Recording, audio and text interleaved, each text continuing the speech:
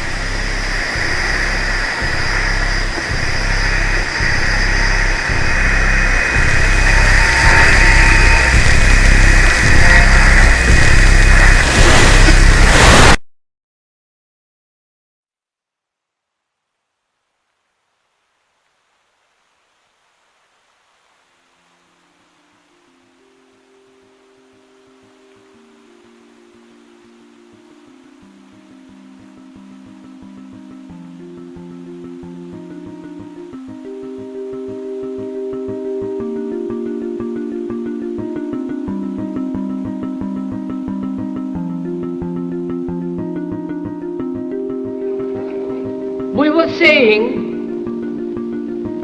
how very important it is to bring about in the human mind the radical revolution. The crisis is a crisis in consciousness, a crisis that cannot anymore accept the old norms, the old patterns, the ancient traditions. And considering what the world is now, with all their misery, conflict,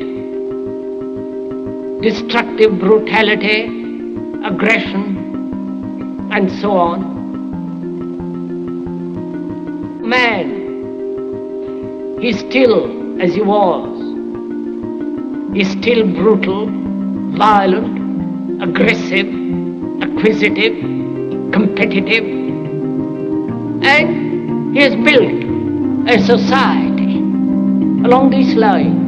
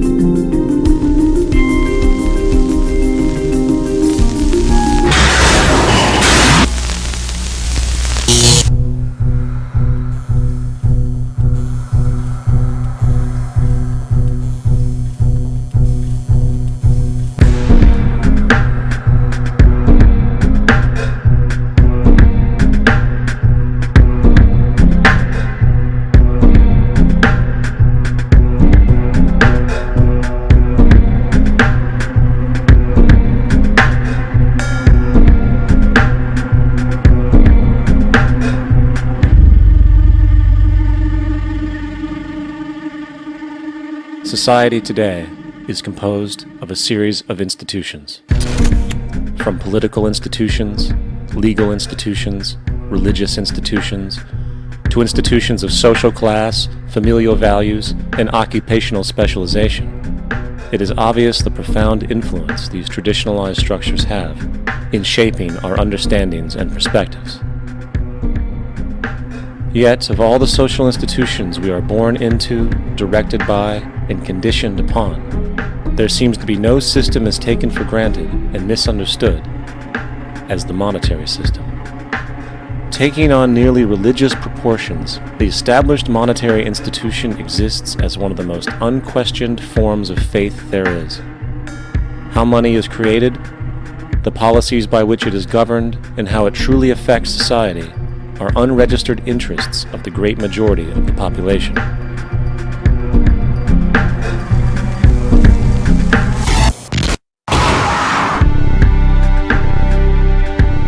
In a world where 1% of the population owns 40% of the planet's wealth, in a world where 34,000 children die every single day from poverty and preventable diseases, and where 50% of the world's population lives on less than $2 a day, one thing is clear: something is very wrong. And whether we are aware of it or not, the lifeblood of all of our established institutions, and thus society itself, is money. Therefore, understanding this institution of monetary policy is critical to understanding why our lives are the way they are. Unfortunately, economics is often viewed with confusion and boredom. Endless streams of financial jargon coupled with intimidating mathematics quickly deters people from attempts at understanding it. However, the fact is, the complexity associated with the financial system is a mere mask, designed to conceal one of the most socially paralyzing structures humanity has ever endured.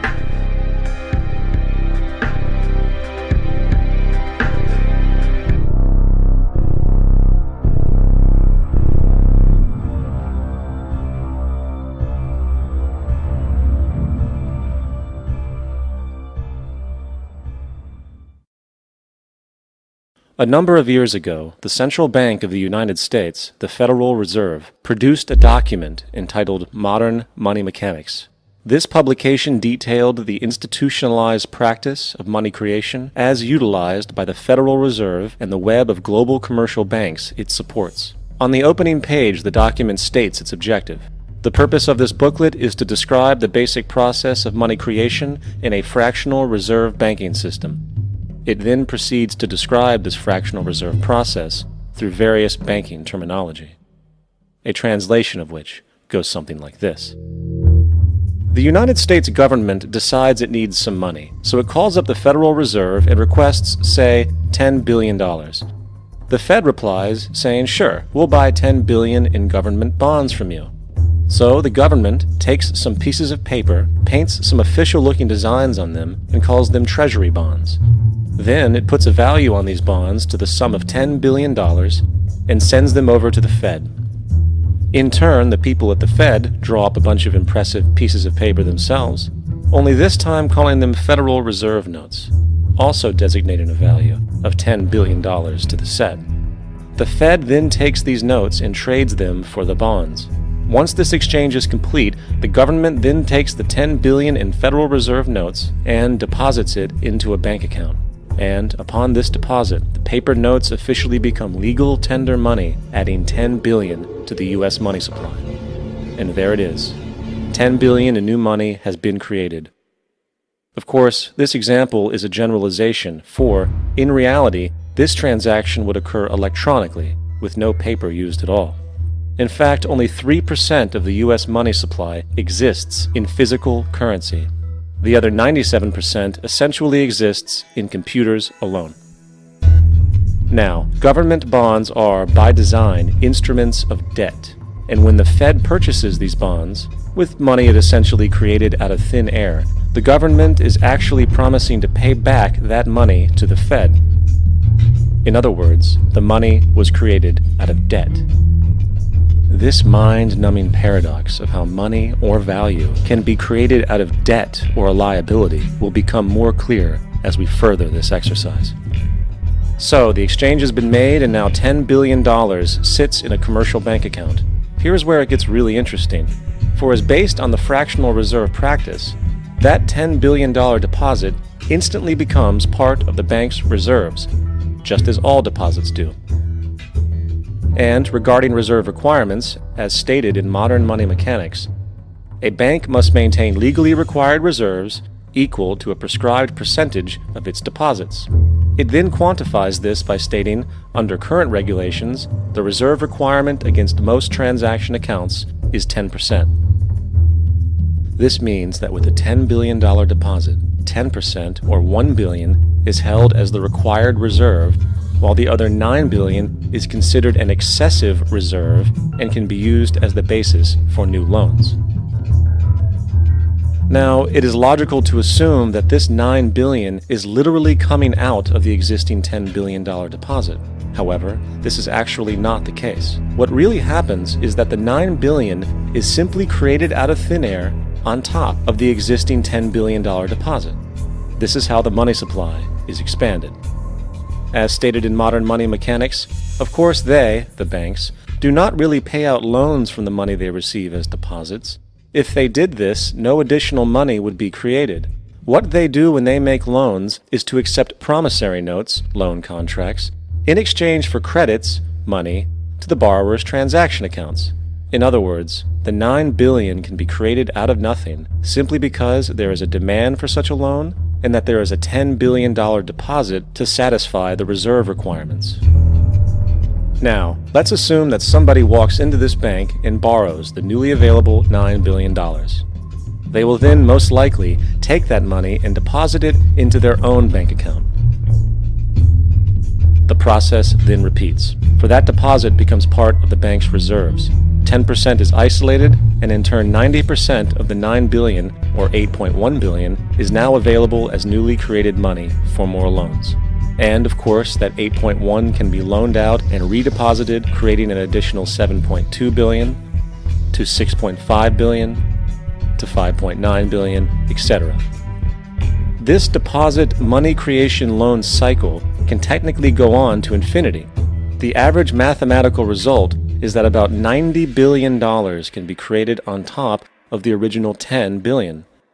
In other words, for every deposit that ever occurs in the banking system, about 9 times that amount can be created out of thin air. Money jitters. Ask the obliging Bank of America for a jar of soothing instant money, M-O-N-E-Y, in the form of a convenient personal loan. So, now that we understand how money is created by this fractional reserve banking system, a logical yet elusive question might come to mind. What is actually giving this newly created money value? The answer? The money that already exists. The new money essentially steals value from the existing money supply. For the total pool of money is being increased irrespective to demand for goods and services. And as supply and demand finds equilibrium, prices rise, diminishing the purchasing power of each individual dollar. This is generally referred to as inflation, and inflation is essentially a hidden tax on the public. What is the advice that you generally get? And that is inflate the currency. They don't say debase the currency. They don't say devalue the currency. They don't say cheat the people who are saved. They say lower the interest rates. The real deception is when we distort the value of money. When we create money out of thin air, we have no savings, and yet there's so-called capital. So my question boils down to this: how in the world can we expect to solve the problems of inflation, that is, the increase in the supply of money, with more inflation? Of course, it can't. The fractional reserve system of monetary expansion is inherently inflationary. For the act of expanding the money supply, without there being a proportional expansion of goods and services in the economy, will always debase a currency. In fact, a quick glance at the historical values of the US dollar versus the money supply reflects this point definitively, for the inverse relationship is obvious. $1 in 1913 required $21.60 in 2007 to match value. That is a 96% devaluation since the Federal Reserve came into existence. Now, if this reality of inherent and perpetual inflation seems absurd and economically self-defeating, hold that thought, for absurdity is an understatement in regard to how our financial system really operates. For in our financial system, money is debt, and debt is money. Here is a chart of the U.S. money supply from 1950 to 2006. Here is a chart of the U.S. national debt for the same period. How interesting it is that the trends are virtually the same. For the more money there is, the more debt there is. The more debt there is, the more money there is. To put it a different way, every single dollar in your wallet is owed to somebody by somebody. For remember, the only way the money can come into existence is from loans. Therefore, if everyone in the country were able to pay off all debts, including the government, there would not be $1 in circulation.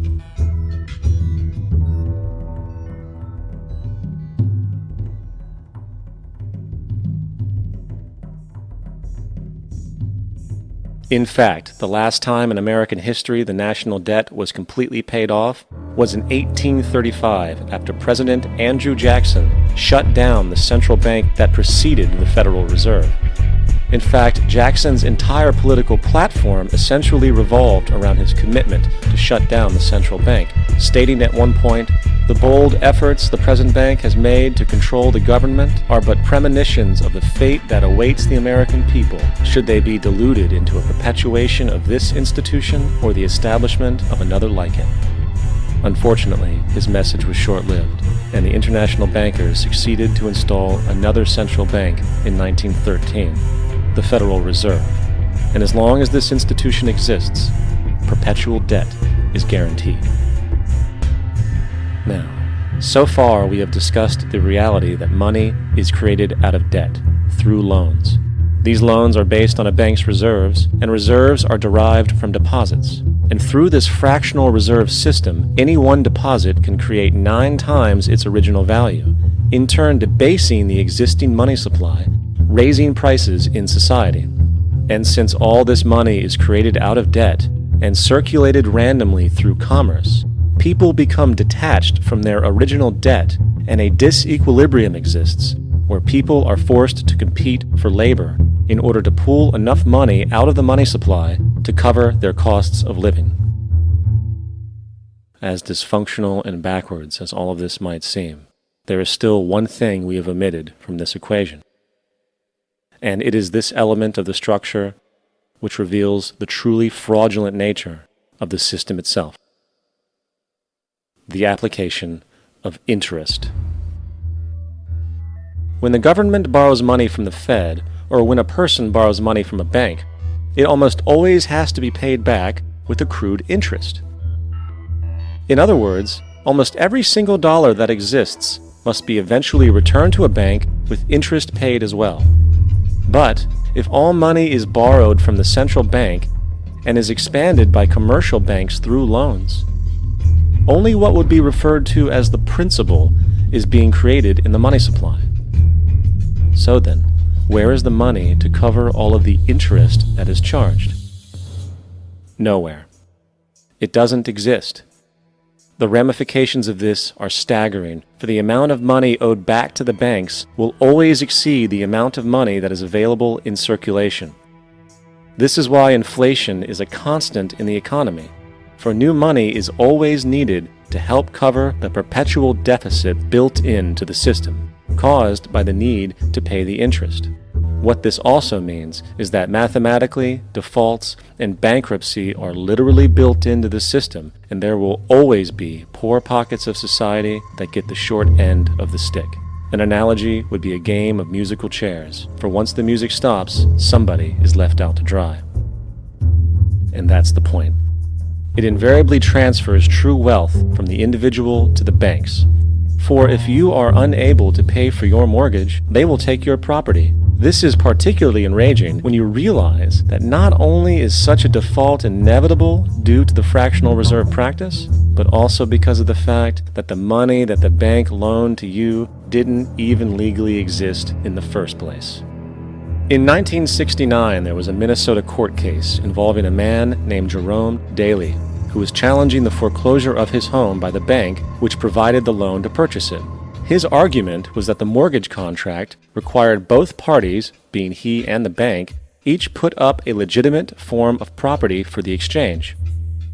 In legal language, this is called consideration.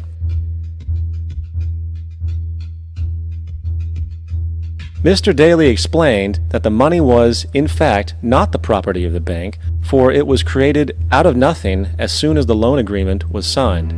Remember what modern money mechanics stated about loans? What they do when they make loans is to accept promissory notes in exchange for credits.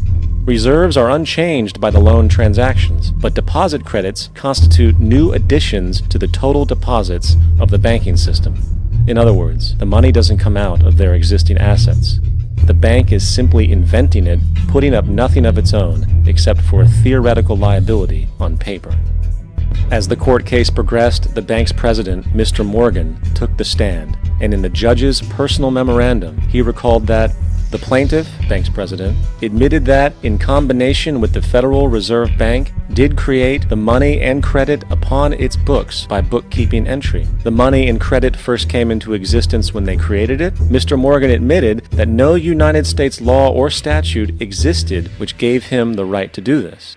A lawful consideration must exist and be tendered to support the note. The jury found that there was no lawful consideration, and I agree. He also poetically added, "Only God can create something of value out of nothing." And upon this revelation, the court rejected the bank's claim for foreclosure, and Daly kept his home.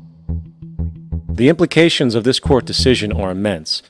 For every time you borrow money from a bank, whether it is a mortgage loan or a credit card charge, the money given to you is not only counterfeit, it is an illegitimate form of consideration, and hence voids the contract to repay, for the bank never had the money as property to begin with. Unfortunately, such legal realizations are suppressed and ignored, and the game of perpetual wealth transfer and perpetual debt continues. And this brings us to the ultimate question: why? During the American Civil War, President Lincoln bypassed the high-interest loans offered by the European banks and decided to do what the Founding Fathers advocated, which was to create an independent and inherently debt-free currency. It was called the greenback. Shortly after this measure was taken, an internal document circulated between private British and American banking interests stated, "Slavery is but the owning of labor, and carries with it the care of laborers, while the European plan is that capital shall control labor by controlling wages. This can be done by controlling the money. It will not do to allow the greenback, as we cannot control that." The fractional reserve policy perpetrated by the Federal Reserve, which has spread in practice to the great majority of banks in the world, is, in fact, a system of modern slavery. Think about it. Money is created out of debt. And what do people do when they are in debt? They submit to employment to pay it off. But if money can only be created out of loans, how can society ever be debt-free? It can't. And that's the point.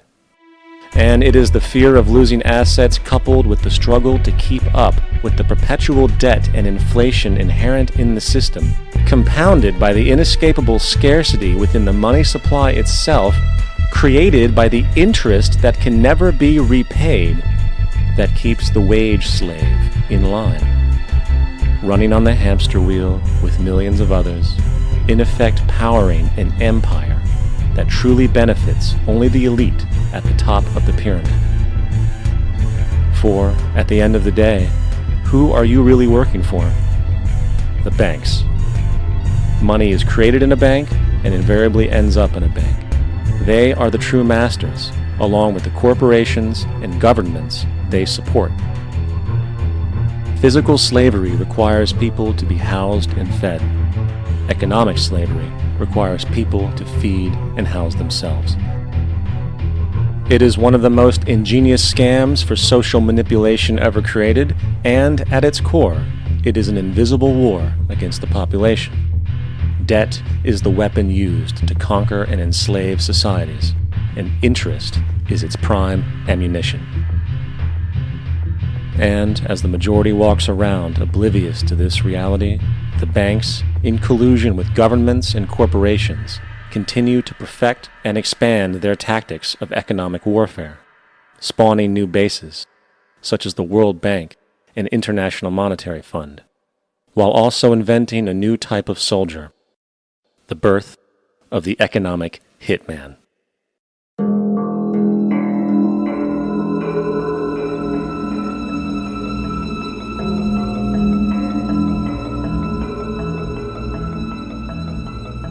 We economic hitmen really have been the ones responsible for creating this first truly global empire.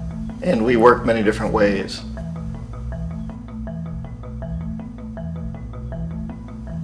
But perhaps the most common is that we will identify a country that has resources our corporations covet, like oil, and then arrange a huge loan to that country from the World Bank or one of its sister organizations.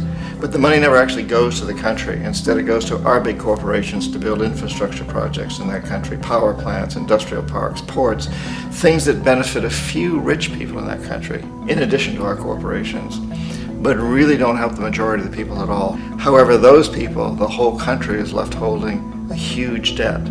It's such a big debt they can't repay it, and that's part of the plan, that they can't repay it.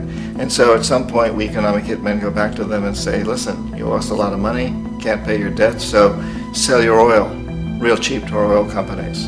Allow us to build a military base in your country, or send troops in support of ours to someplace in the world like Iraq, or vote with us on the next UN vote. To have their electric utility company privatized and their water and sewage system privatized and sold to U.S. corporations or other multinational corporations. So there was that whole mushrooming thing, and it's so typical of the way the IMF and the World Bank work, that you put a country in debt, it's such a big debt it can't pay it, and then you offer to refinance that debt and pay even more interest.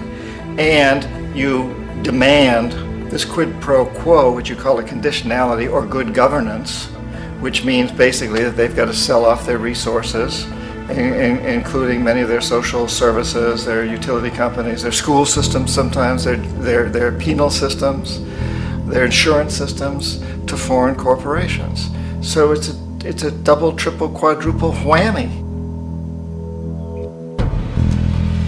The precedent for economic hitmen really began back in the early 50s when democratically elected Mossadegh, who was elected in Iran, he was considered to be the hope for democracy in the Middle East and around the world. He was Time Magazine's Man of the Year. But one of the things that he'd run on and began to implement was the idea that foreign oil companies needed to pay the Iranian people a lot more for the oil that they were taking out of Iran. The Iranian people should benefit from their own oil. Strange policy. We didn't like that, of course. But we were afraid to do what we normally were doing, which was to send in the military. Instead, we sent in one CIA agent, Kermit Roosevelt, Teddy Roosevelt's relative. And Kermit went in with a few $1 million and was very, very effective and efficient. And in a short amount of time, he managed to get Mossadegh overthrown and brought in the Shah of Iran to replace him, who always was favorable to oil. And it was extremely effective. Mobs overflow Tehran. Army officers shout that Mossadegh has surrendered and his regime as virtual dictator of Iran is ended. Pictures of the Shah are paraded through the streets as sentiment reverses. The Shah is welcomed home. So back here in the United States, in Washington, people looked around and said, wow, that was easy and cheap. So this established a whole new way of manipulating countries, of creating empire. The only problem with Roosevelt was that he was a card-carrying CIA agent, and had he been caught, the ramifications could have been pretty serious. So very quickly at that point, the decision was made to use private consultants to channel the money through the World Bank or the IMF or one of the other such agencies, to bring in people like me who worked for private companies, so that if we got caught, there would be no governmental ramifications.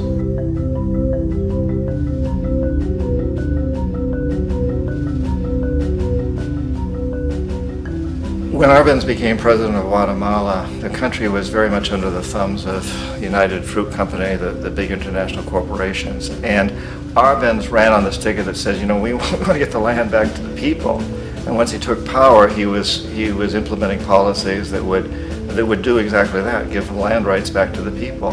United Fruit didn't like that very much. And so they hired a public relations firm, launched a huge campaign in the United States to convince the United States people, the citizens of the United States, and the press of the United States, and the Congress of the United States, that Arbenz was a Soviet puppet, and that if we allowed him to stay in power, the Soviets would have a foothold in this hemisphere. And that at that point in time was a huge fear on everybody's mind, the Red Terror, the Communist terror. And so, to make a long story short, out of this public relations campaign came a commitment on the part of the CIA and the military to take this man out. And in fact, we did. We sent in planes, we sent in soldiers, we sent in jackals, we sent everything in to take him out, and did take him out. And as soon as he was removed from office, the new guy that took over after him basically reinstated everything to the big international corporations, including United Fruit.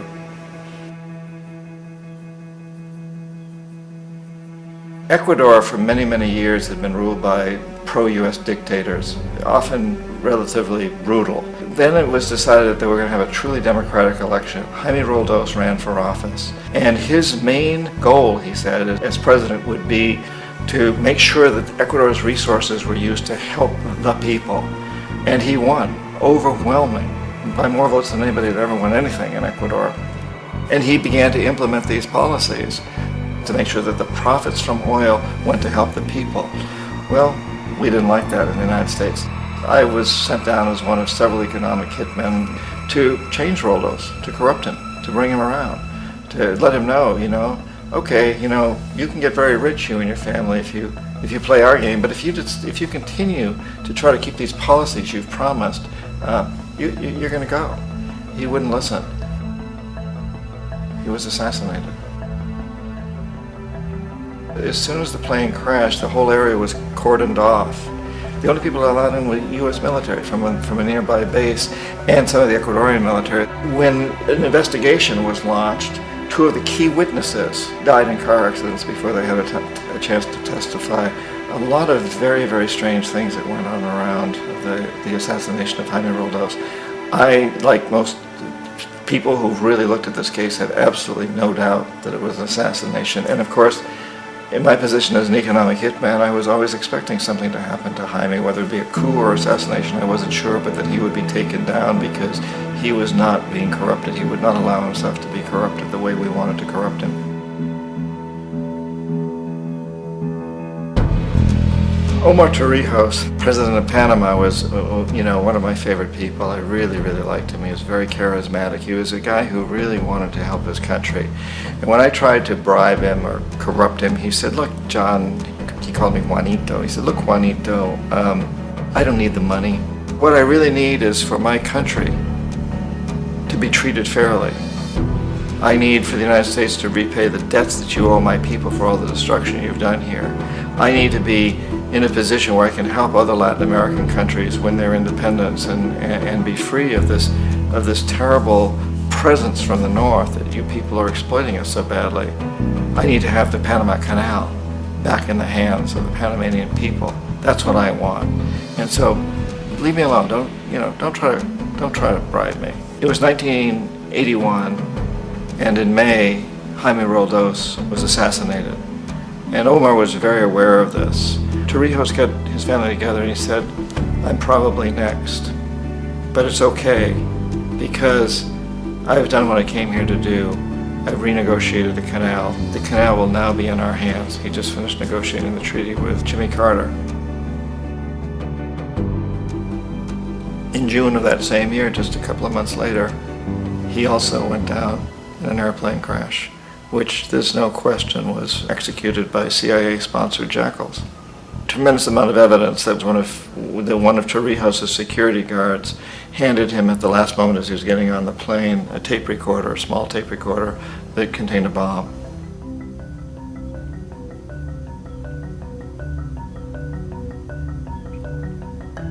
It is interesting to me how this system has continued pretty much the same way for years and years and years, except the economic hitmen have got better and better and better.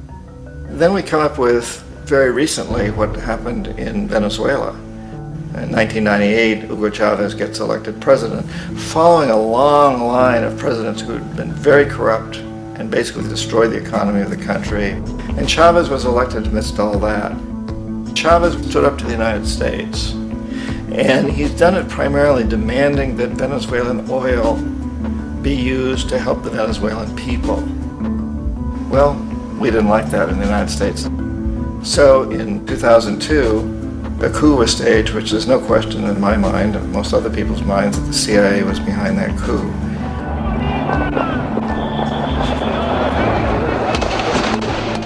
The way that coup was fomented was very reflective of what Kermit Roosevelt had done in Iran, of paying people to go out into the streets, to riot, to protest, to say this Chavez is very unpopular. You know, if you can get a few thousand people to do that in television, and can make it look like it's the whole country, and things start to mushroom. Except in the case of Chavez, he was smart enough, and the people were so strongly behind him that they overcame it, which was a phenomenal moment in the history of Latin America.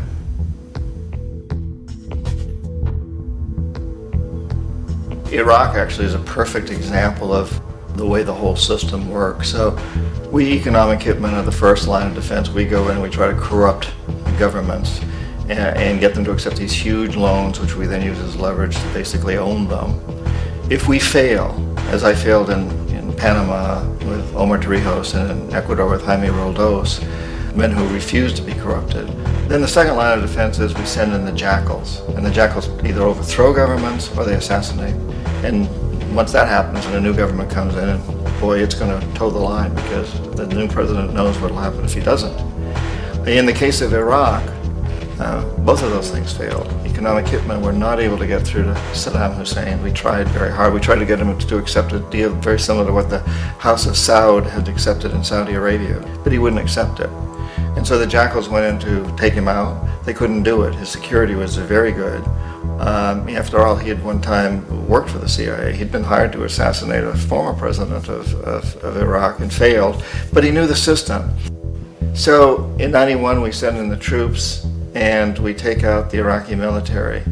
So we assume at that point that Saddam Hussein is going to come around.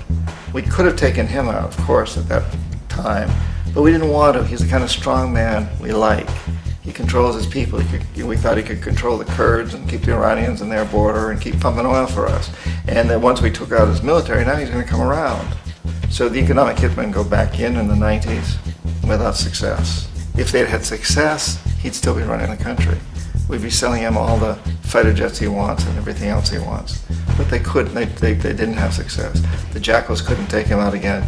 So we sent the military in once again, and this time we did the complete job and took him out, and in the process created for ourselves some very, very lucrative construction deals. We had to reconstruct a country that we'd essentially destroyed, which is a pretty good deal if you own construction companies, big ones. So, you know, Iraq shows the three stages. The economic hitmen failed there, the jackals failed there, and as a final measure, the military goes in. And in that way, we've really created an empire, but we've done it very, very subtly. It's clandestine.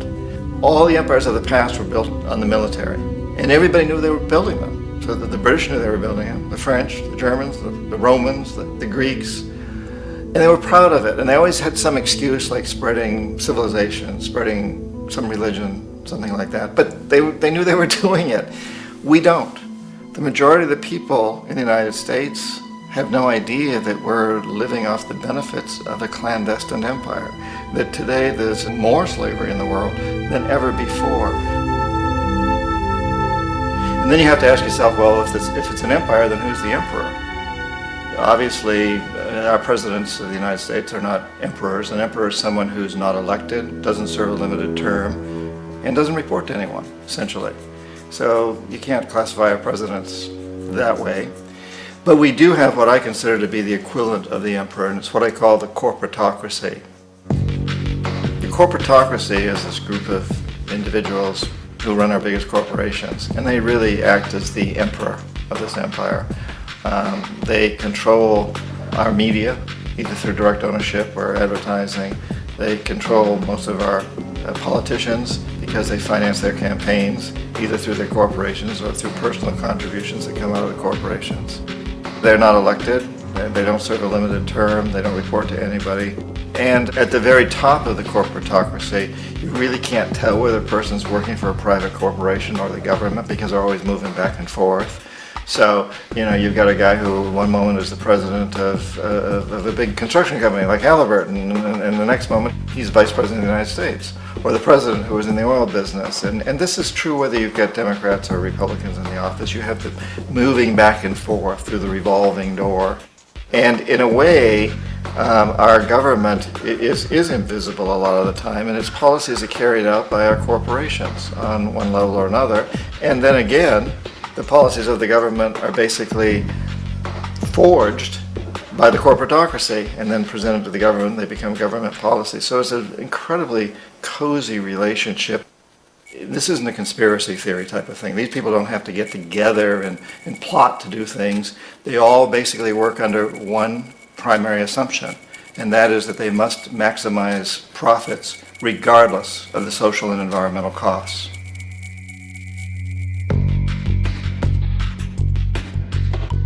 This process of manipulation by the corporatocracy through the use of debt, bribery, and political overthrow is called globalization.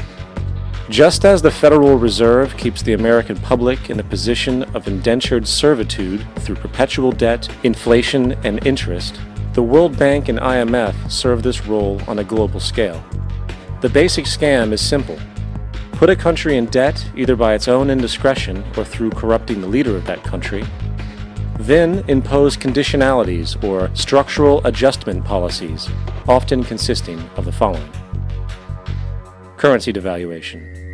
When the value of a currency drops, so does everything valued in it. This makes indigenous resources available to predator countries at a fraction of their worth. Large funding cuts for social programs. These usually include education and healthcare, compromising the well-being and integrity of the society, leaving the public vulnerable to exploitation. Privatization of state-owned enterprises.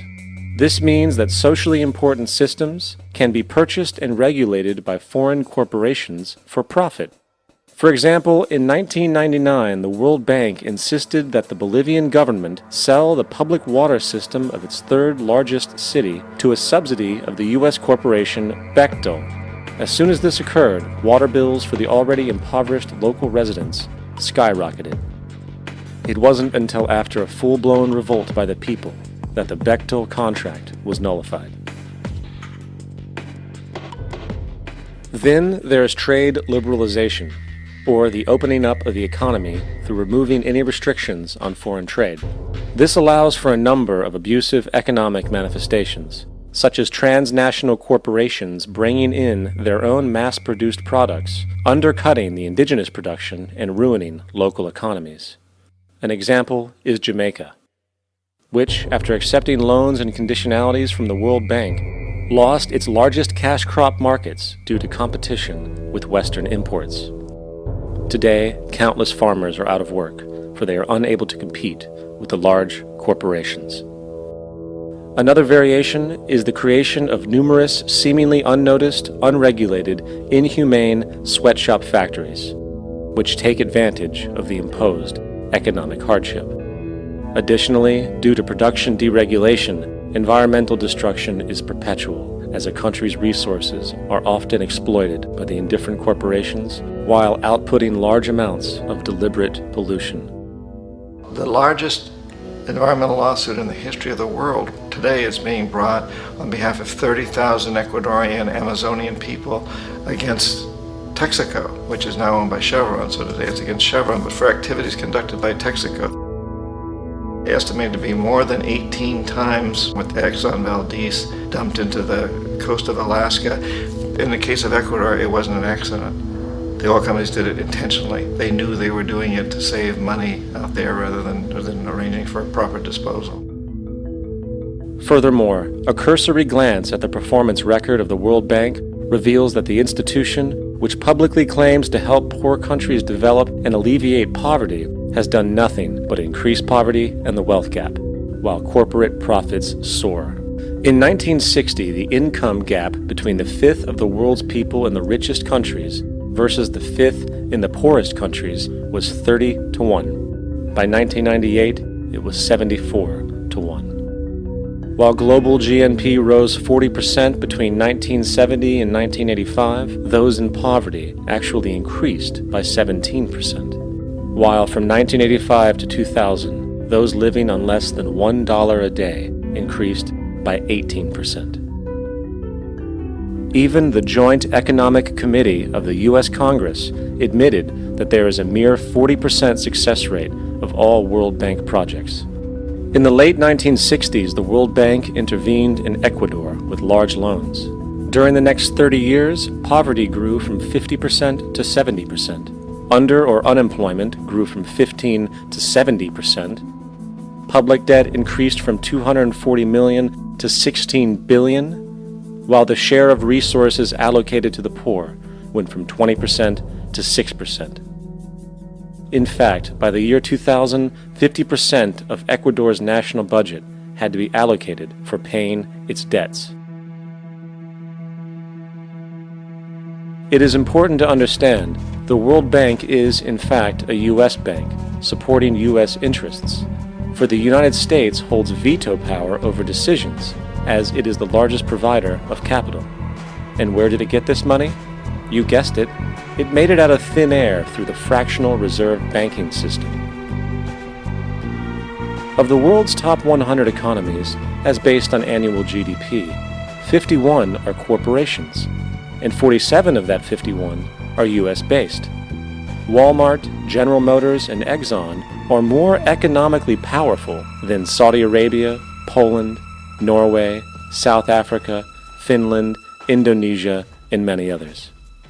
And, as protective trade barriers are broken down, currencies tossed together and manipulated in floating markets, and state economies overturned in favor of open competition and global capitalism, the empire expands.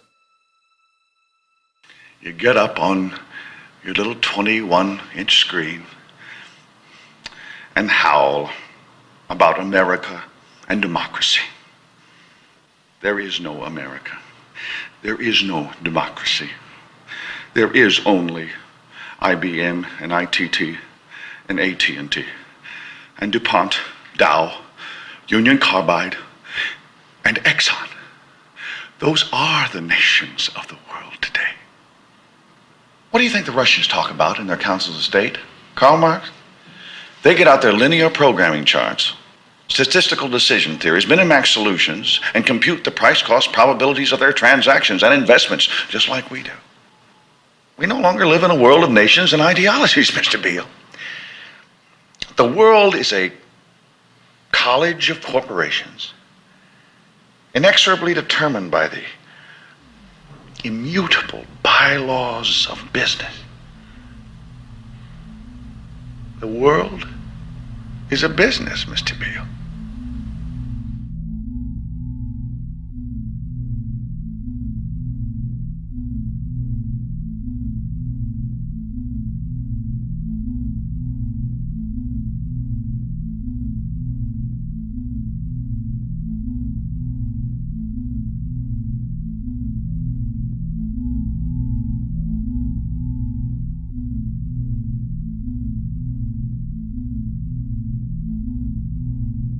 The world is being taken over by a handful of business powers who dominate the natural resources we need to live while controlling the money we need to obtain these resources. The end result will be world monopoly, based not on human life, but financial and corporate power. And as the inequality grows, naturally more and more people are becoming desperate. So the establishment was forced to come up with a new way to deal with anyone who challenges the system. So they gave birth to the terrorist. The term terrorist is an empty distinction, designed for any person or group who chooses to challenge the establishment. This isn't to be confused with the fictional Al-Qaeda, which was actually the name of a computer database for the US-supported Mujahideen in the 1980s.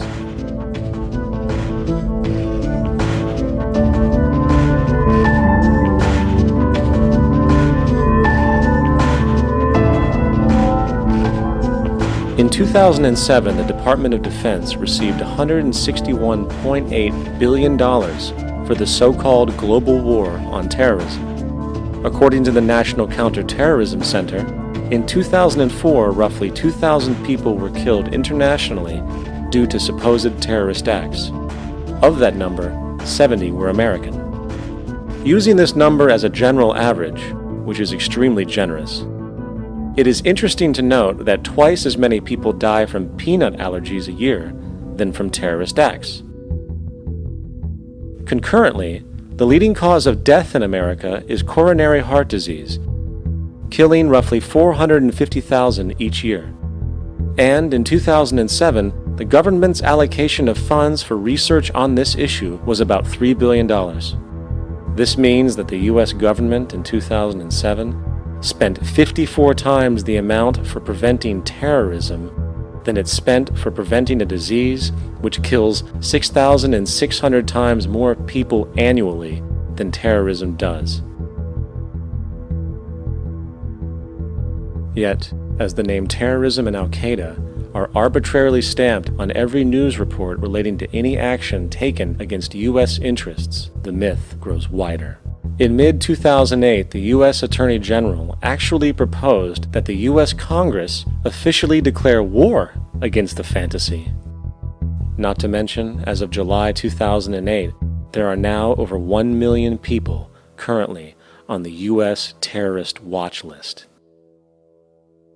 These so-called counterterrorism measures, of course, have nothing to do with social protection, and everything to do with preserving the establishment amongst the growing anti-American sentiment both domestically and internationally, which is legitimately founded on the greed-based corporate empire expansion that is exploiting the world.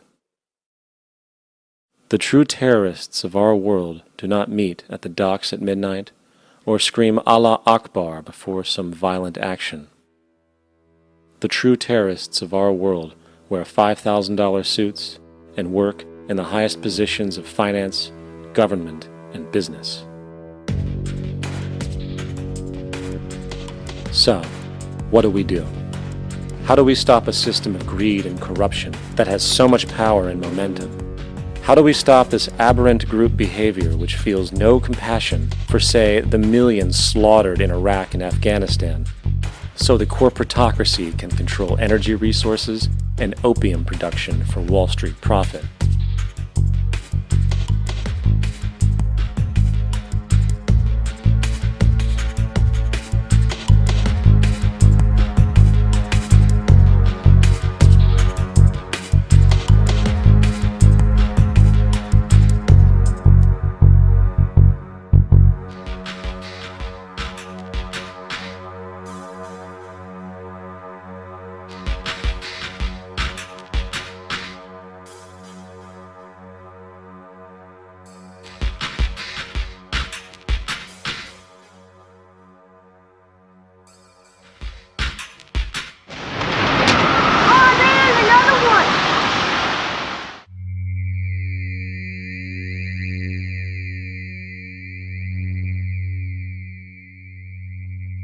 How do we stop a system of greed and corruption that condemns poor populations to sweatshop slavery for the benefit of Madison Avenue? Or that engineers false flag terror attacks for the sake of manipulation? Or that generates built-in modes of social operation which are inherently exploitative? Or that systematically reduces civil liberties and violates human rights in order to protect itself from its own shortcomings?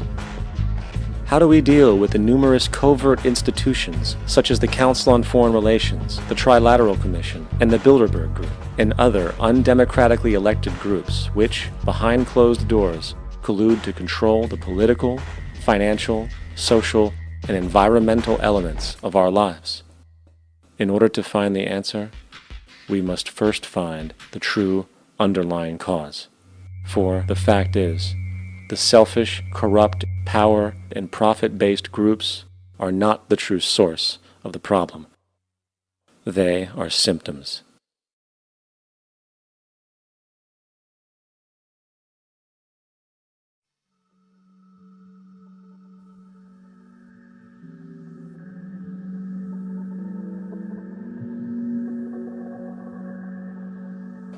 My name is Jaques Fresco.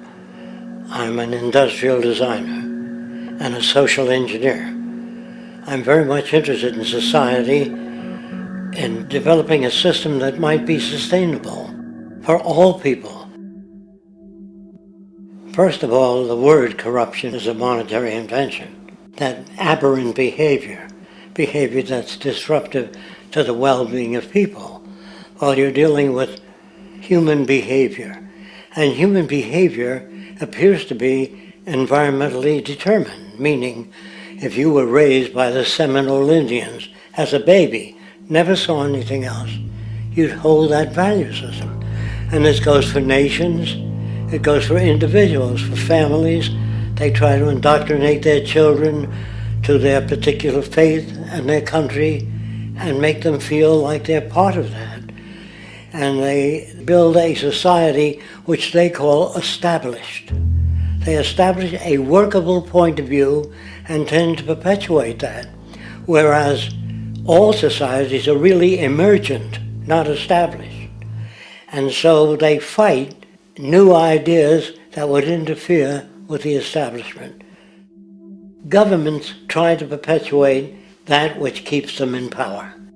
People are not elected to political office to change things. They're put there to keep things the way they are.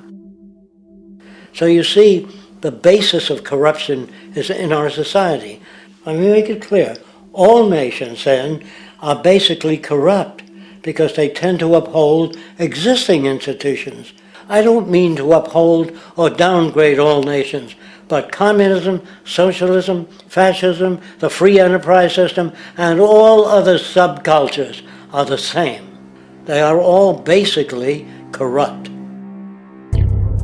The most fundamental characteristic of our social institutions is the necessity for self-preservation. Whether dealing with a corporation, a religion, or a government, the foremost interest is to preserve the institution itself. For instance, the last thing an oil company would ever want is the utilization of energy that was outside of its control, for it makes that company less relevant to society. Likewise, the Cold War and the collapse of the Soviet Union was, in reality, a way to preserve and perpetuate the established economic and global hegemony of the United States. Similarly, religions condition people to feel guilty for natural inclinations, each claiming to offer the only path to forgiveness and salvation.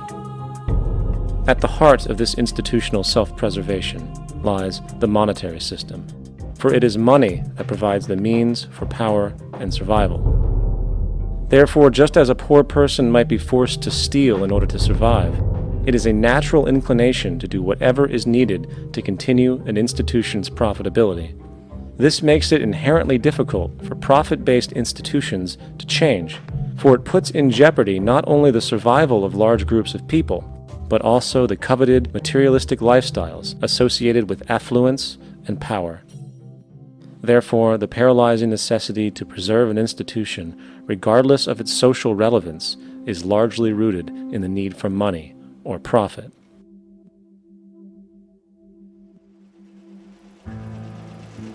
What's in it for me is the way people think.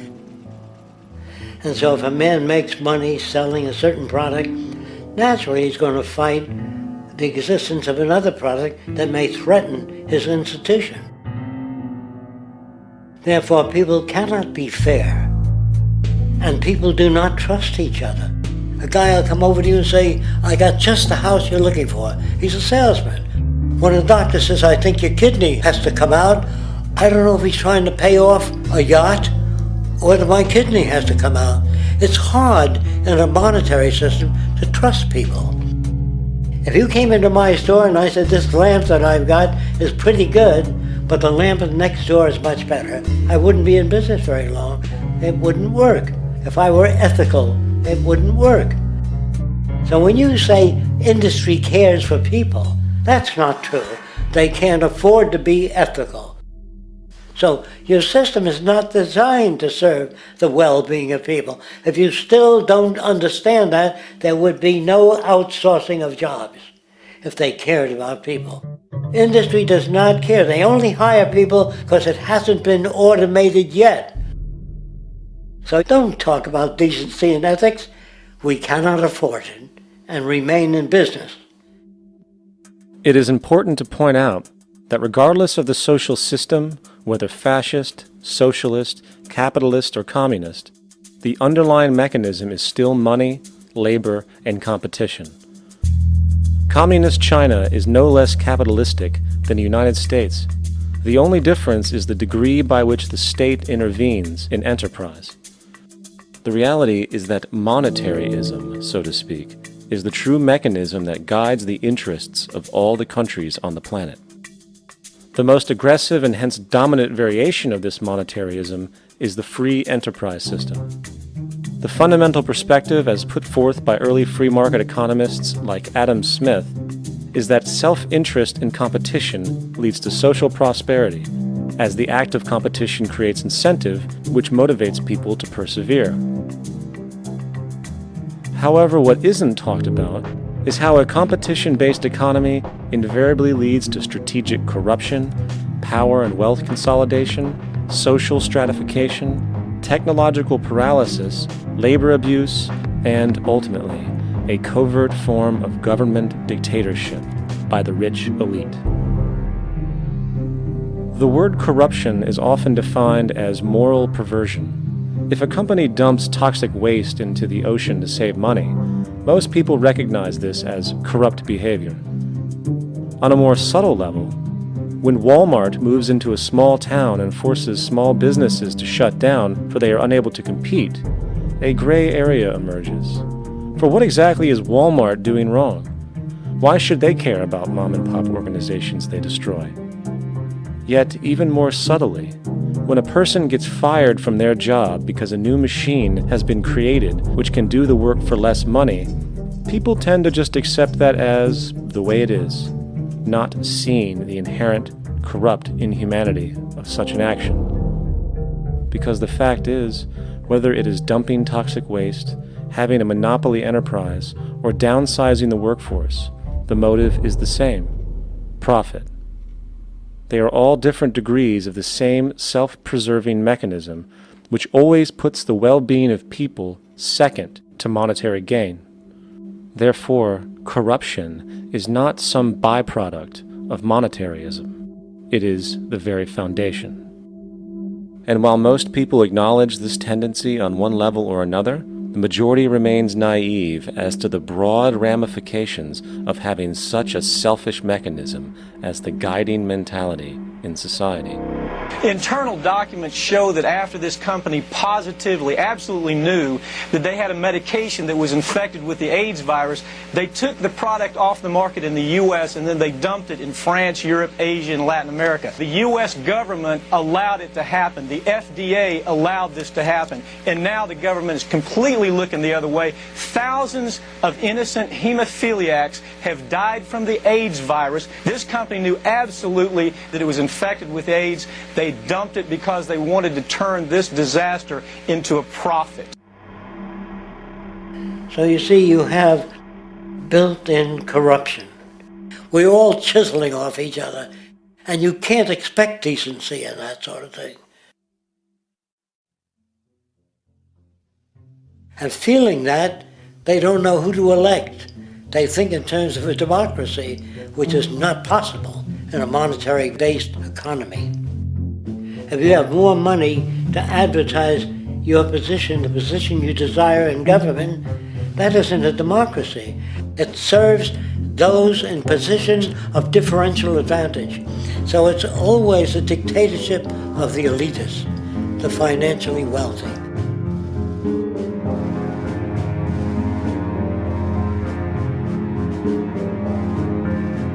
It is an interesting observation to note how seemingly unknown personalities magically appear on the scene as presidential candidates.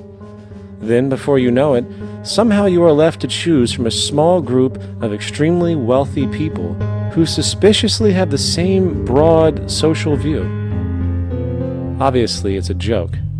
The people placed on the ballot are done so because they have been pre-decided to be acceptable by the established financial powers who actually run the show. Yet, many who understand this illusion of democracy often think, if only we could just get our honest, ethical politicians in power, then we would be okay. Well, while this idea, of course, seems reasonable in our established-oriented worldview, it is, unfortunately, another fallacy. For when it really comes down to what is actually important, the institution of politics, and thus politicians themselves, have absolutely no true relevance as to what makes our world and society function. It's not politicians that can solve problems. They have no technical capabilities. They don't know how to solve problems. Even if they were sincere, they don't know how to solve problems. It's the technicians that produce the desalination plants. It's the technicians that give you electricity, that give you motor vehicles, that heat your house and cool it in the summertime. It's technology that solves problems, not politics. Politics cannot solve problems because they're not trained to do so. Very few people today stop and consider what it is that actually improves their lives. Is it money? Obviously not. One cannot eat money or stuff money into their car to get it to run. Is it politics? All politicians can do is create laws, establish budgets, and declare war. Is it religion? Of course not. Religion creates nothing except intangible emotional solace for those who require it. The true gift that we as human beings have, which has been solely responsible for everything that has improved our lives, is technology. What is technology? Technology is a pencil which allows one to solidify ideas on paper for communication. Technology is an automobile which allows one to travel faster than feet would allow. Technology is a pair of eyeglasses which enables sight for those who need it.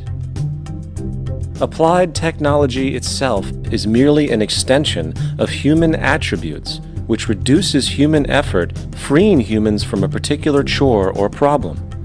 Imagine what your life would be like today without a telephone, or an oven, or a computer, or an airplane. Everything in your home which you take for granted, from a doorbell to a table to a dishwasher, is technology generated from the creative, scientific ingenuity of human technicians, not money, politics, or religion. These are false institutions. And writing your congressman is fantastic. They tell you to write your congressman if you want something done. The men in Washington should be at the forefront of technology, the forefront of human studies, the forefront of crime, all the factors that shape human behavior. You don't have to write your congressman. What kind of people are they that are appointed to do that job? The future will have great difficulty. And the question that's raised by politicians is, how much will a project cost? The question is not, how much will it cost? Do we have the resources? And we have the resources today to house everyone, build hospitals all over the world, build schools all over the world, the finest equipment and labs for teaching and doing medical research. So you see, we have all that, but we're in a monetary system. And in a monetary system, there's profit. And what is the fundamental mechanism that drives the profit system besides self-interest? What is it exactly that maintains that competitive edge at its core? Is it high efficiency and sustainability? No, that isn't part of their design. Nothing produced in our profit-based society is even remotely sustainable or efficient. If it was, there wouldn't be a multi-million-dollar-a-year service industry for automobiles, nor would the average lifespan for most electronics be less than 3 months before they're obsolete. Is it abundance? Absolutely not. Abundance, as based on the laws of supply and demand, is actually a negative thing. If a diamond company finds 10 times the usual amount of diamonds during their mining, it means the supply of diamonds has increased, which means the cost and profit per diamond drops. The fact is, efficiency, sustainability, and abundance are enemies of profit. To put it into a word, it is the mechanism of scarcity that increases profits. What is scarcity? Based on keeping products valuable. Slowing up production on oil raises the price. Maintaining scarcity of diamonds keeps the price high. They burn diamonds at the Kimberley diamond mines. They're made of carbon. That keeps the price up. So then, what does it mean for society when scarcity, either produced naturally or through manipulation, is a beneficial condition for industry. It means that sustainability and abundance will never ever occur in a profit system, for it simply goes against the very nature of the structure. Therefore, it is impossible to have a world without war or poverty. It is impossible to continually advance technology to its most efficient and productive states. And, most dramatically, it is impossible to expect human beings to behave in truly ethical or decent ways.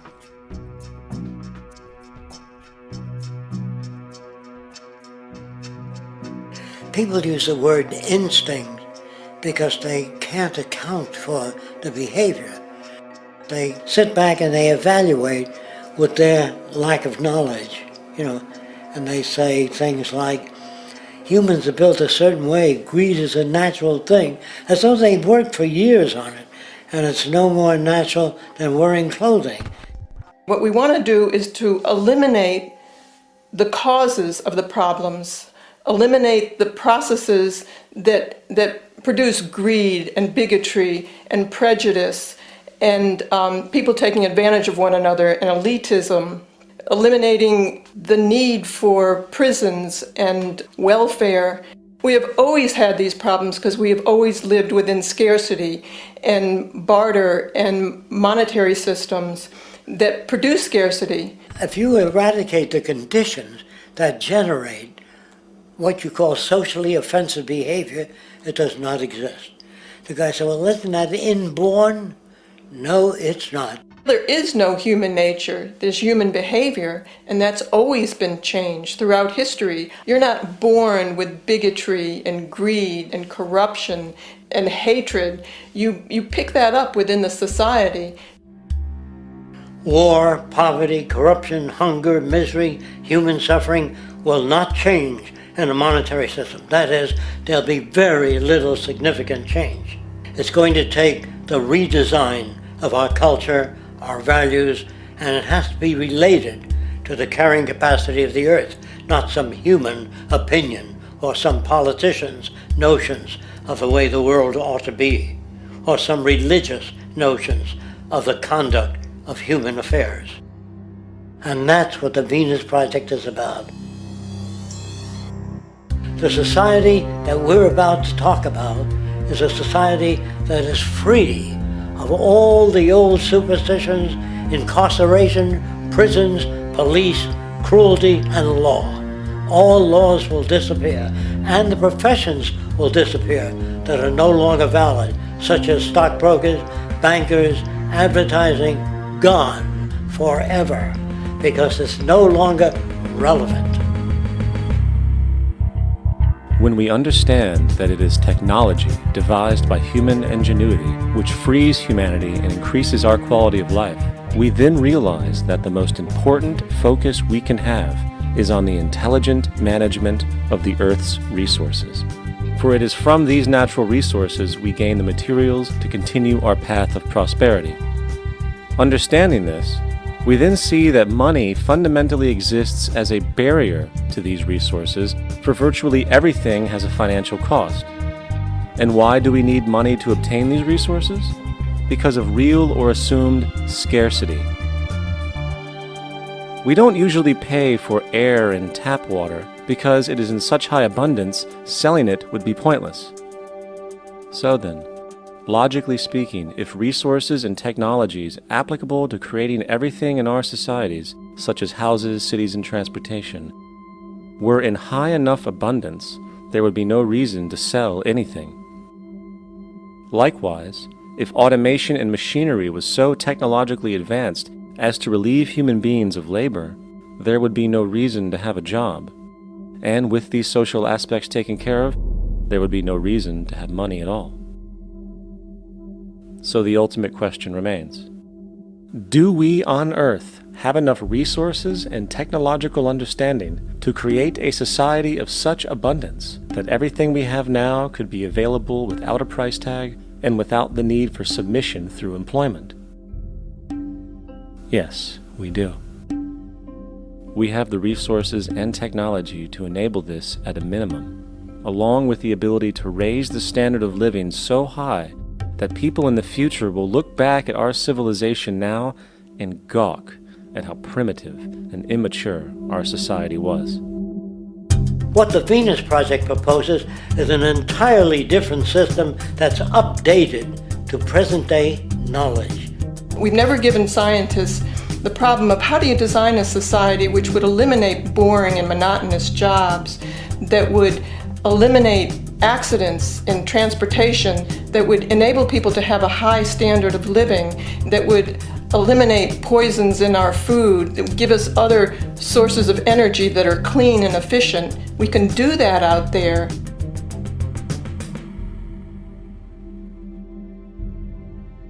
The major difference between a resource-based economy and a monetary system is that a resource-based economy is really concerned with people and their well-being, where a monetary system has become so distorted that the concerns of the people are really secondary, if they're there at all.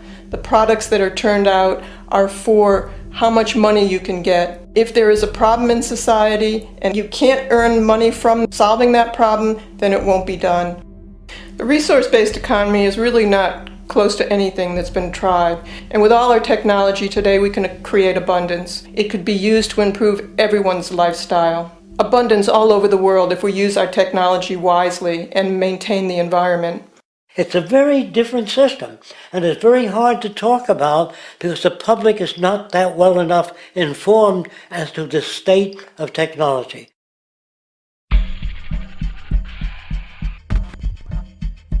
At present, we don't have to burn fossil fuels. We don't have to use anything that would contaminate the environment. There are many sources of energy available. Alternative energy solutions pushed by the establishment, such as hydrogen, biomass, and even nuclear, are highly insufficient, dangerous, and exist only to perpetuate the profit structure that industry has created. When we look beyond the propaganda and self-serving solutions put forth by the energy companies, we find a seemingly endless stream of clean, abundant, and renewable energy for generating power. Solar and wind energy are well known to the public, but the true potential of these mediums remains unexpressed. Solar energy, derived from the sun, has such abundance that 1 hour of light at high noon contains more energy than what the entire world consumes in a year. If we could capture 1/100% of this energy, the world would never have to use oil, gas, or anything else. The question then is not availability, but the technology to harness it. And there are many advanced mediums today which could accomplish just that, if they were not hindered by the need to compete for market share with the established energy power structures. Then there's wind energy. Wind energy has long been denounced as weak, and due to being location-driven, impractical. This is simply not true. The U.S. Department of Energy admitted in 2007 that if wind was fully harvested in just 3 of America's 50 states, it could power the entire nation. And then there are the rather unknown mediums of tidal and wave power. Tidal power is derived from tidal shifts in the ocean. Installing turbines which capture this movement generates energy. In the United Kingdom, 42 sites are currently noted as available, forecasting that 34% of all the UK's energy could come from tidal power alone. Wave power, which extracts energy from the surface motions of the ocean, is estimated to have a global potential of up to 80,000 terawatt-hours a year. This means 50% of the entire planet's energy usage could be produced from this medium alone. Now, it is important to point out that tidal, wave, solar, and wind power requires virtually no preliminary energy to harness, unlike coal, oil, gas, biomass, hydrogen, and all the others. In combination, these 4 mediums alone, if efficiently harnessed through technology, could power the world forever. That being said, there happens to be another form of clean, renewable energy which trumps them all: geothermal power. Geothermal energy utilizes what is called heat mining, which, through a simple process using water, is able to generate massive amounts of clean energy. In 2006, an MIT report on geothermal energy found that 13,000 zettajoules of power are currently available in the Earth, with the possibility of 2,000 zettajoules being easily tappable with improved technology. The total energy consumption of all the countries on the planet is about half of a zettajoule a year. This means about 4,000 years of planetary power could be harnessed in this medium alone. And when we understand that the Earth's heat generation is constantly renewed, this energy is really limitless and could be used forever. These energy sources are only a few of the clean, renewable mediums available, and as time goes on, we will find more. The grand realization is that we have total energy abundance without the need for pollution, traditional conservation, or in fact, a price tag. And what about transportation?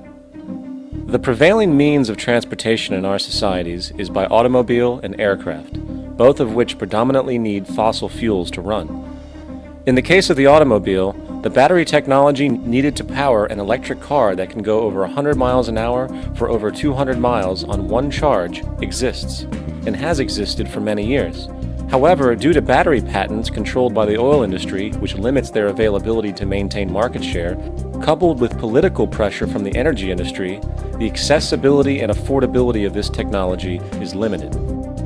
There is absolutely no reason other than pure, corrupt profit interest that every single vehicle in the world cannot be electric and utterly clean, with zero need for gasoline. As far as airplanes, it is time we realize that this means of travel is inefficient, cumbersome, slow, and causes far too much pollution. This is a maglev train. It uses magnets for propulsion. It is fully suspended by a magnetic field and requires less than 2% of the energy used for plane travel. The train has no wheels, so nothing can wear out. The current maximum speed of versions of this technology, as used in Japan, is 361 miles per hour. However, this version of the technology is very dated. An organization called ET3, which has connections with the Venus Project, has established a tube-based maglev that can travel up to 4,000 miles per hour in a motionless, frictionless tube, which can go over land or underwater. Imagine going from LA to New York for an extended lunch break, or from Washington, D.C. to Beijing, China in 2 hours. This is the future of continental and intercontinental travel, fast, clean, with only a fraction of the energy usage we use today for the same means. In fact, between maglev technology, advanced battery storage, and geothermal energy, there would be no reason to ever burn fossil fuels again. And we can do this now if we were not held back by the paralyzing profit structure. Now, America is inclined toward fascism. It has a propensity by its dominant philosophy and religion to uphold the fascist point of view. American industry is essentially a fascist institution. If you don't understand that, the minute you punch that time clock, you walk into a dictatorship. We're given notions about the respectability of work, and I really look at it as being paid slavery. They're brought up to believe that you shall earn your living by the sweat of your brow. That holds people back, freeing people from drudgery, repetitive jobs which make them ignorant. You rob them. In our society, that is a resource-based economy, machines free people. You see, we can't imagine that because we've never known that kind of world. If we look back at history, we see a very clear pattern of machine automation slowly replacing human labor. From the disappearance of the elevator man to the near full automation of an automobile production plant, the fact is, as technology grows, the need for humans in the workforce will continually be diminished. This creates a serious clash, which proves the falseness of the monetary-based labor system. For human employment is in direct competition with technological development. Therefore, given the fundamental priority of profit by industry, people through time will be continually laid off and replaced by machine. When industry takes on a machine, instead of shortening the workday, they downsize. You lose your job. So you have a right to fear machines. In a high-technology, resource-based economy, it is conservative to say that about 90% of all current occupations could be phased out by machines, freeing humans to live their life without servitude, for this is the point of technology itself. And through time, with nanotechnology and other highly advanced forms of science, it is not far-fetched to see how even complex medical procedures could be performed by machines as well, and based on the pattern, with much higher success rates than humans get today. The path is clear, but our monetary-based structure, which requires labor for income, blocks this progress, for humans need jobs in order to survive. The bottom line is that this system must go, or we will never be free, and technology will be constantly paralyzed. When you have machines that clean out sewers, it frees a human being from doing that. So look at machines as extensions of human performance. Furthermore, many occupations today will have simply no basis to exist in a resource-based economy, such as anything associated with the management of money, advertising, along with the legal system itself. For without money, a great majority of the crimes that are committed today would never occur. Virtually all forms of crime are a consequence of the monetary system, either directly or by neuroses inflicted through financial deprivation. Therefore, laws themselves could eventually become extinct. Instead of putting up a sign, drive carefully, slippery when wet, put abrasive in the highway so it's not slippery when wet. And if a person gets in a car that's drunk and the car oscillates a great deal, there's a little pendulum that swings up and back, and that'll pull the car over to the side. Not a law. Solution. Put sonar and radar in automobiles so they can't hit one another. Man-made laws are attempts to deal with occurring problems, and not knowing how to solve them, they make a law. In the United States, the most privatized, capitalist country on the planet, it should come as no surprise that it also has the largest prison population in the world, growing every year. Statistically, most of these people are uneducated and come from poor, deprived societies. And, contrary to propaganda, it is this environmental conditioning which lures them into criminal and violent behavior. However, society looks the other way in regard to this point. The legal and prison systems are just more examples of how our society avoids examining the root causes of behavior. Billions are spent each year on prisons and police, while only a fraction is spent on programs for poverty, which is one of the most fundamental variables responsible for crime to begin with.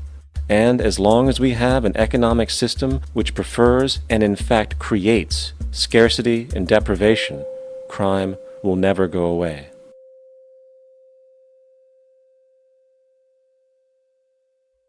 If people have access to the necessities of life without servitude, debt, barter, trade, they behave very differently. You want all these things available without a price tag. Now then, you gotta have a price tag. Well, what'll motivate people? Man gets everything he wants, he just lay around in the sun. This is the myth they perpetuate. People in our culture are trained to believe that the monetary system produces incentive. If they have access to things, why should they want to do anything? They will lose their incentive. That's what you're taught to support the monetary system. When you take money out of the scenario, there would be different incentives, very different incentives. When people have access to the necessities of life, their incentives change. What about the moon and the stars? New incentives arise. If you make a painting that you will enjoy giving it to other people, not selling it.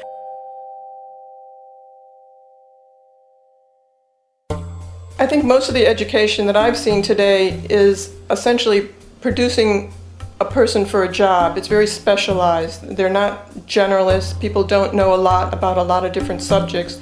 I don't think you could get people to go to war if they knew a lot about a lot of things. I think education is mostly rote, and they're not taught how to solve problems. They're not given the tools emotionally or within their own field of how to do critical thinking.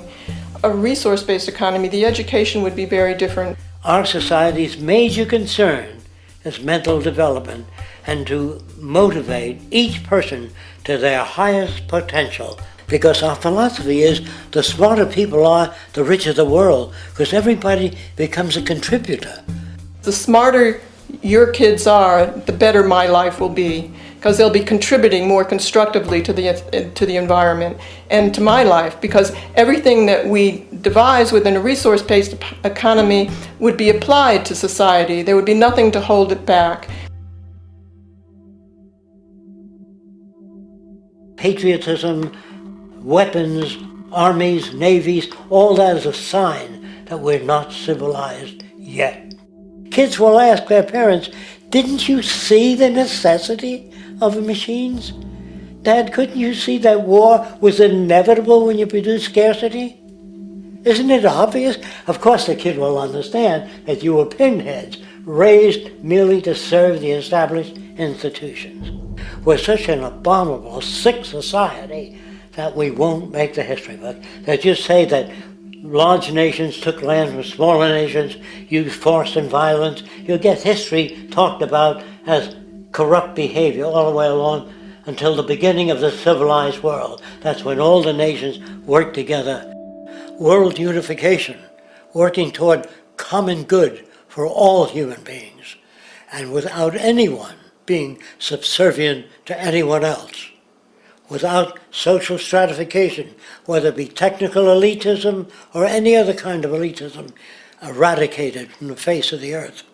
The state does nothing because there is no state.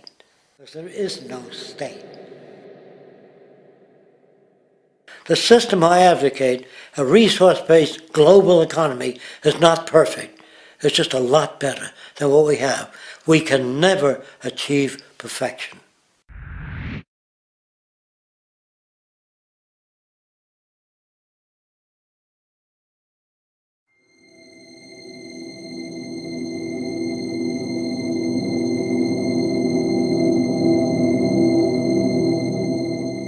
The social values of our society, which has manifested in perpetual warfare, corruption, oppressive laws, social stratification, irrelevant superstitions, environmental destruction, and a despotic, socially indifferent, profit-oriented ruling class, is fundamentally the result of a collective ignorance of two of the most basic insights humans can have about reality: the emergent and symbiotic aspects of natural law. The emergent nature of reality is that all systems, whether it is knowledge, society, technology, philosophy, or any other creation, will, when uninhibited, undergo fluid, perpetual change. What we consider commonplace today, such as modern communication and transportation, would have been unimaginable in ancient times. Likewise, the future will contain technologies, realizations, and social structures that we cannot even fathom in the present.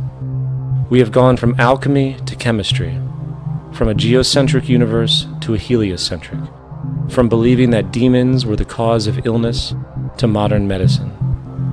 This development shows no sign of ending, and it is this awareness that aligns us and leads us on a continuous path to growth and progress. Static, empirical knowledge does not exist. Rather, it is the insight of the emergence of all systems we must recognize. This means we must be open to new information at all times, even if it threatens our current belief system and hence identities. Sadly, society today has failed to recognize this, and the established institutions continue to paralyze growth by preserving outdated social structures.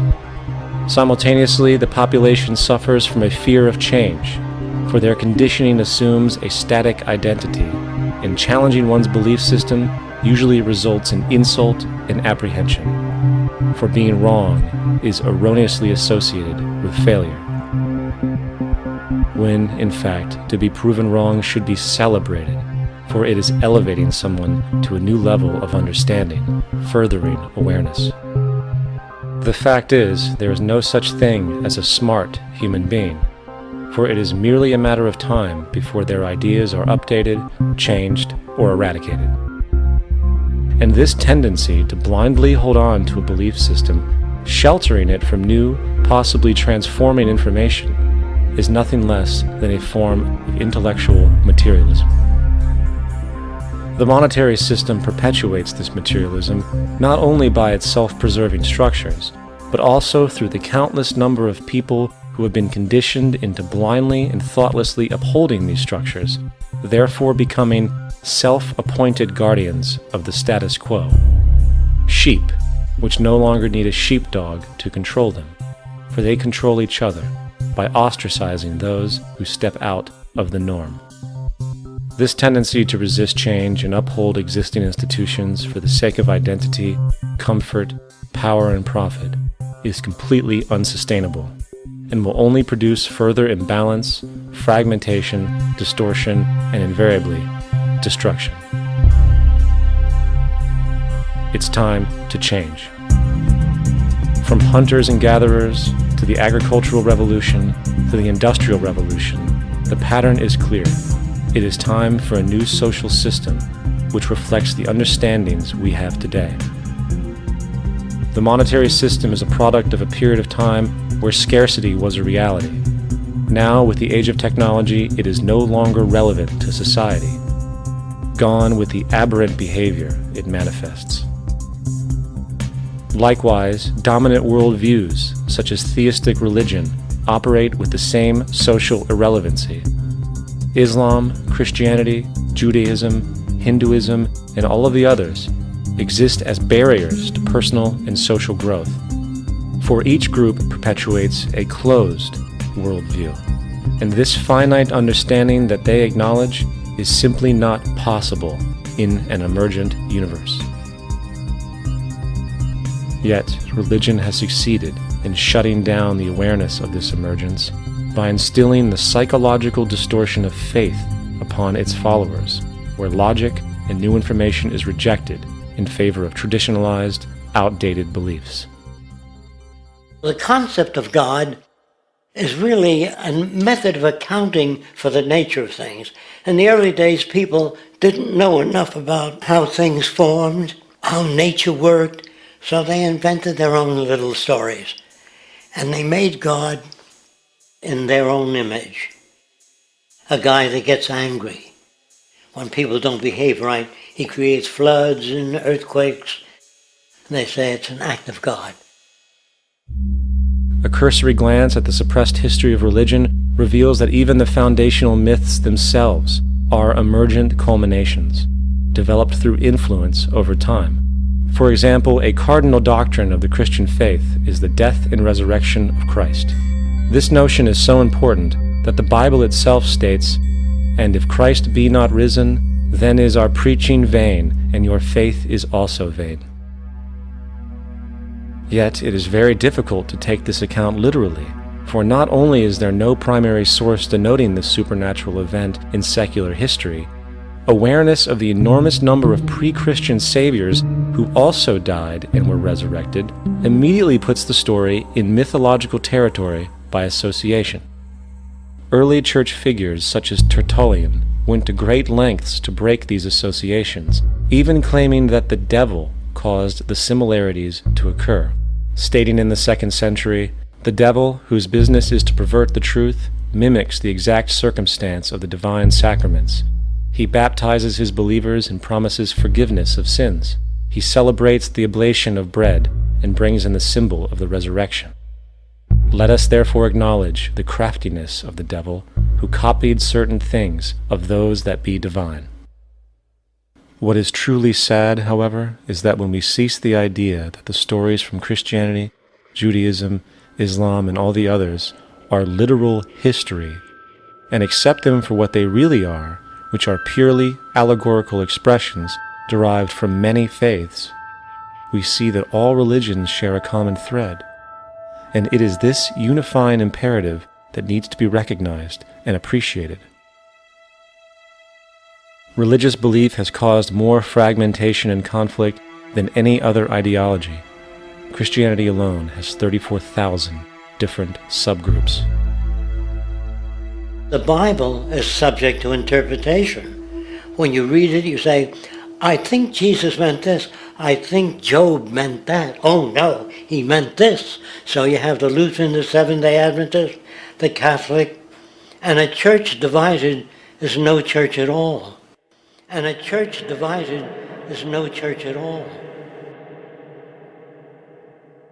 And this point on division, which is a trademark of all theistic religions, brings us to our second failure of awareness, the false assumption of separation through the rejection of the symbiotic relationship of life. Apart from the understanding that all natural systems are emergent, where all notions of reality will be constantly developed, altered, and even eradicated, we must also understand that all systems are, in fact, invented fragments, merely for the sake of conversation. For there is no such thing as independence in nature. The whole of nature is a unified system of interdependent variables, each a cause and a reaction, existing only as a concentrated whole. You don't see the plug connected to the environment, so it looks like we're free, wandering around. Take the oxygen away, we all die immediately. Take plant life away, we die. And without the sun, all the plants die. So we are connected. We really must take into account the totality. This isn't just a human experience on this planet. This is a total experience. And we know we can't survive without plants and animals. We know we can't survive without the four elements, you know. And so when are we going to really start taking that into account? That's what it is to be successful. Success depends on how well we relate to everything around us.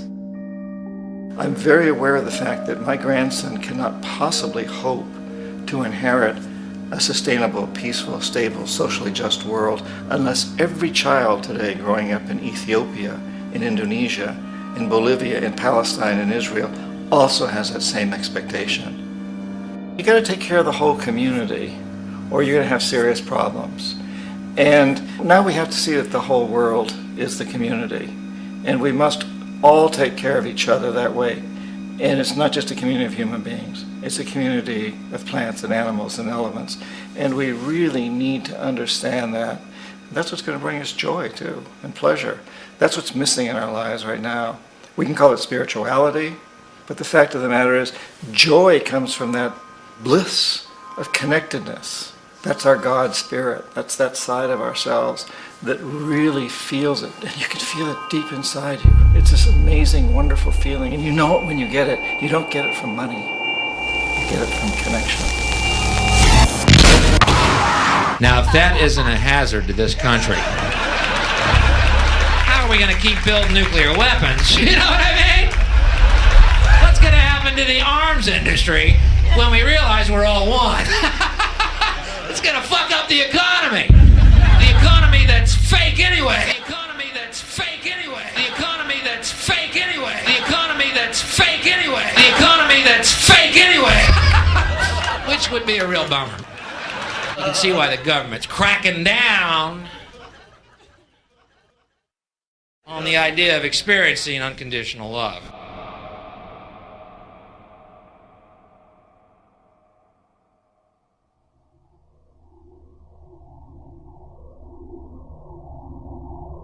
Once we understand that the integrity of our personal existences are completely dependent on the integrity of everything else in our world, we have truly understood the meaning of unconditional love.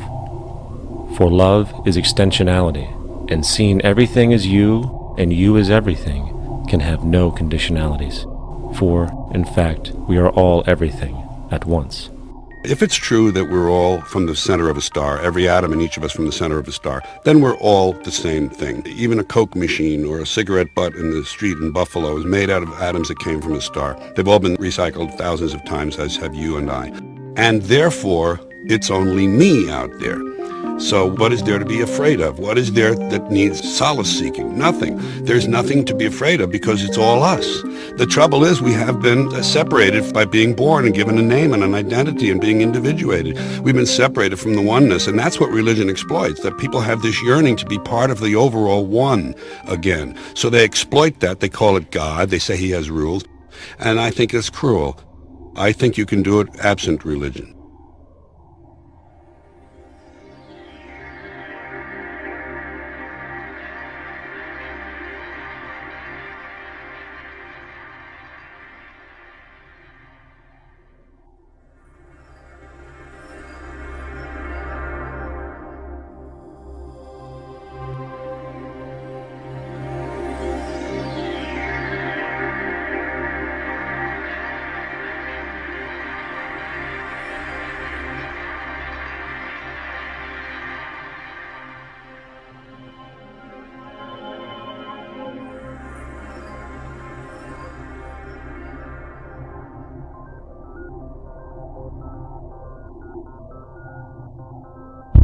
It's time to claim the unity our outmoded social systems have broken apart, and work together to create a sustainable global society where everyone is taken care of and everyone is truly free.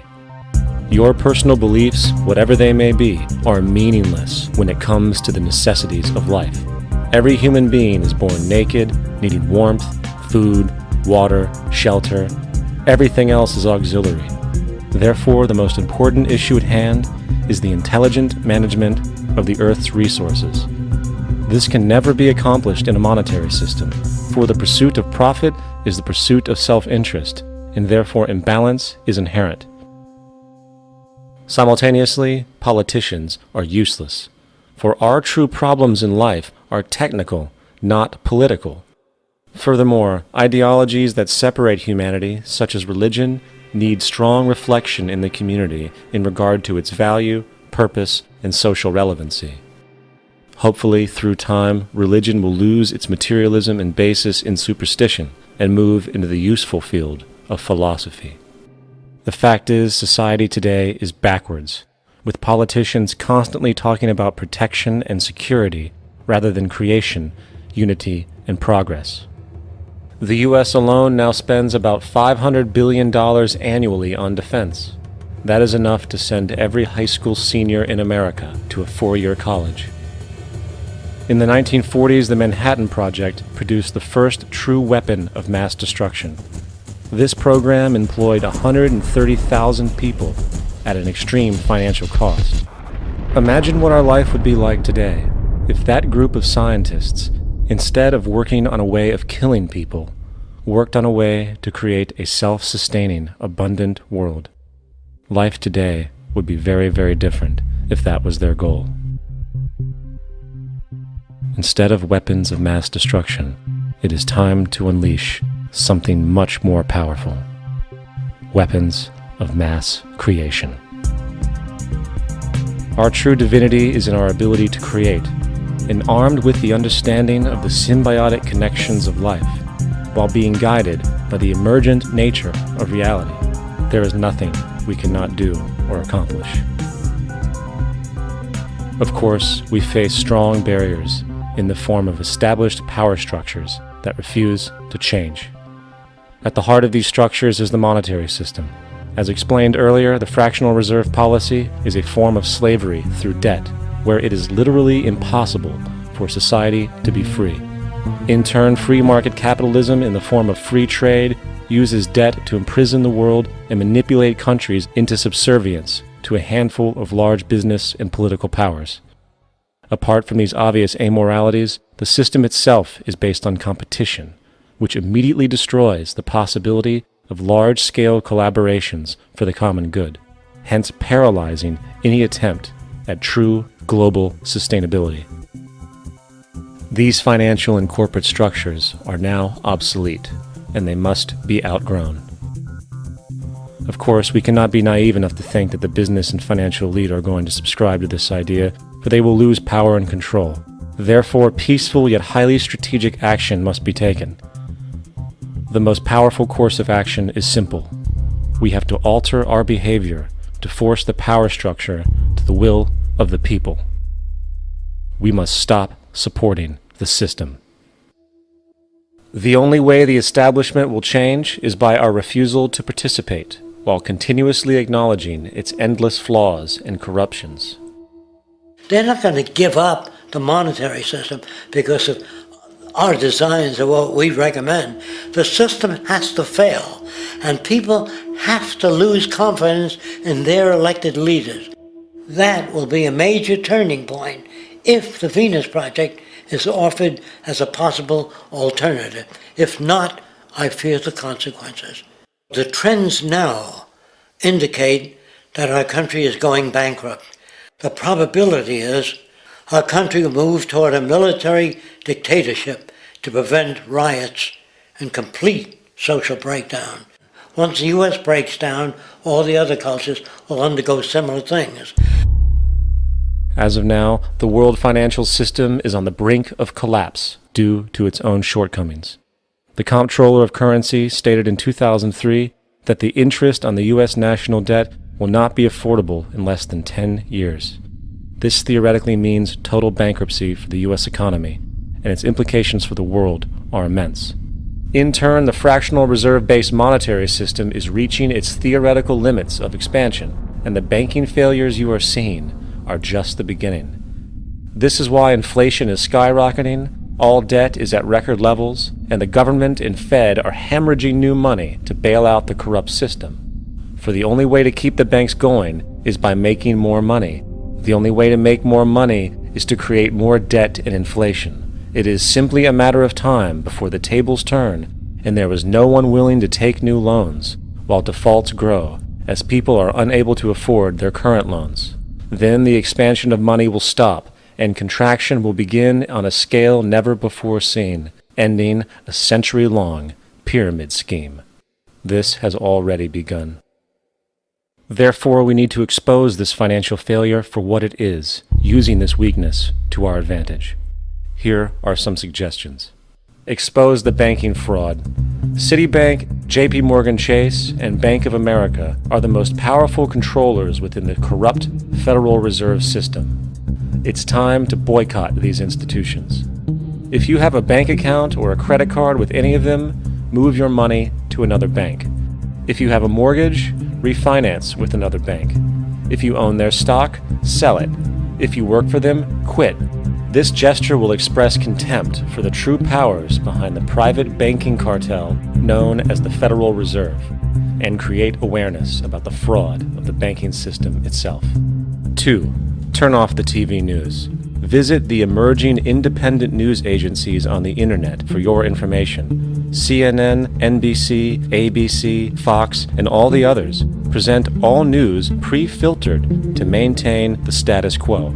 With 4 corporations owning all major media outlets, objective information is impossible. This is the true beauty of the internet, and the establishment has been losing control because of this free flow of information. We must protect the internet at all times, as it is truly our savior right now. 3. Don't ever allow yourself, your family, or anyone you know to ever join the military. This is an obsolete institution now used exclusively for maintaining an establishment that is no longer relevant. U.S. soldiers in Iraq work for U.S. corporations, not the people.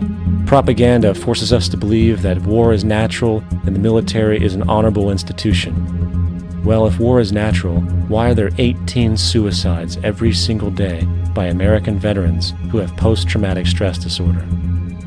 If our military men and women are so honored, why is it that 25% of the American homeless population are veterans? 4. Stop supporting the energy companies. If you live in a detached house, get off the grid. Investigate every means of making your home self-sustainable with clean energy. Solar, wind, and other renewable energies are now affordable consumer realities, and considering the never-ending rising cost of traditional energies, it will likely be a cheaper investment over time. If you drive, get the smallest car you can, and consider using one of the many conversion technologies that can enable your car to be a hybrid, electric, or run on anything other than establishment fuels. 5. Reject the political system. The illusion of democracy is an insult to our intelligence. In a monetary system, there is no such thing as a true democracy, and there never was. We have two political parties owned by the same set of corporate lobbyists. They are placed in their positions by the corporations, with popularity artificially projected by their media. In a system of inherent corruption, the change of personnel every couple of years has very little relevance. Instead of pretending that the political game has any true meaning, focus your energy on how to transcend this failed system. And 6. Join the movement. Go to the zeitgeistmovement.com and help us create the largest mass movement for social change the world has ever seen. We must mobilize and educate everyone about the inherent corruption of our current world system, along with the only true sustainable solution, declaring all the natural resources on the planet as common heritage to all people, while informing everyone as to the true state of technology and how we can all be free if the world works together rather than fights. The choice lies with you. You can continue to be a slave to the financial system and watch the continuous wars, depressions, and injustice across the globe while placating yourself with vain entertainment and materialistic garbage. Or you can focus your energy on true, meaningful, lasting, holistic change, which actually has the realistic ability to support and free all humans with no one left behind. But, in the end, the most relevant change must occur first inside of you. The real revolution is the revolution of consciousness, and each one of us first needs to eliminate the divisionary, materialistic noise we have been conditioned to think is true, while discovering, amplifying, and aligning with the signal coming from our true empirical oneness. It is up to you. What we are trying during all these discussions and talks here is to see if we cannot radically bring about a transformation of the mind. Not accept things as they are, but to understand it, to go into it, to examine it, give your heart and your mind with everything that you have to find out a way of living differently.